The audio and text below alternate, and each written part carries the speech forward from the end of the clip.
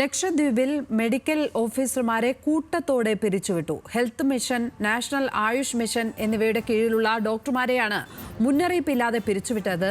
നടപടി പ്രതിഷേധാർഹമെന്ന് ലക്ഷദ്വീപ് മുൻ MP മുഹമ്മദ് ഫൈസൽ പറഞ്ഞു. ആയുർവേദിക് ഡോക്ടേഴ്സിനെയും ഹോമിയോപ്പതി ഡോക്ടേഴ്സിനെയും ഓരോ ദ്വീപിൽ നിന്നും എനിക്ക് തോന്നുന്നു കടമത്ത്, അഗത്തി, പിന്നെ മിനിക്കോയാണെന്ന് തോന്നുന്നു. ഈ 3 ദ്വീപിൽ നിന്നുള്ള ഡോക്ടർമാരുടെ സേവനം അവർ റദ്ദ് ചെയ്യുകയാണ്. പകരമായിട്ട് വേറെ ഡോക്ടേഴ്സ് ഇല്ല. അവിടെ ഒരുപാട് രോഗികൾ, ഇതുമായി ബന്ധപ്പെട്ടുകൊണ്ടുള്ള രോഗികളുണ്ട്.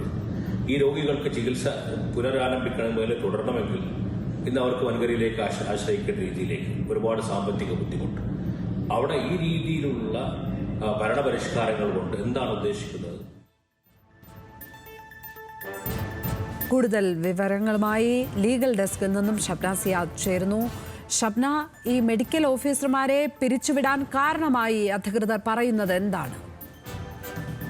ലക്ഷ്മി, കോൺട്രാക്ട് ബേസിൽ ജോലി ചെയ്തുകൊണ്ടിരുന്ന മെഡിക്കൽ ഡോക്ടർമാരെയാണ് ഇപ്പോൾ കൂട്ടത്തോടെ പിരിച്ചുവിട്ടു എന്ന് അറിയാൻ സാധിക്കുന്നത്. ഏതായാലും ഇത്തരത്തിലുള്ള ഒരു നടപടി ലക്ഷദ്വീപിനെ സംബന്ധിച്ച് വലിയ പ്രതിഷേധമുണ്ടാക്കുന്നത് തന്നെയാണ്. കാരണം ഈ അടിസ്ഥാന സൗകര്യങ്ങൾ, ആശുപത്രി അടക്കമുള്ള അടിസ്ഥാന സൗകര്യങ്ങൾ ഇല്ലാത്ത സ്ഥലത്താണ് ഇത്തരത്തിൽ ഡോക്ടർമാരെ കൂട്ടത്തോടെ പിരിച്ചുവിട്ടിട്ടുള്ളത്. അതുകൊണ്ട് തന്നെ ചികിത്സയ്ക്കായി കൊച്ചിയിലും മറ്റും എത്തേണ്ടതുണ്ട്.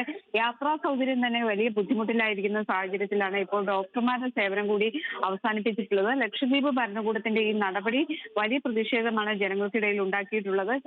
കോൺട്രാക്ട് ബേസിൽ വർഷങ്ങളായി ജോലി ചെയ്തുകൊണ്ടിരുന്ന ഡോക്ടർമാരെയാണ് പിരിച്ചുവിട്ടത് എന്നാണ് നമുക്ക് അറിയാൻ സാധിക്കുന്നത്.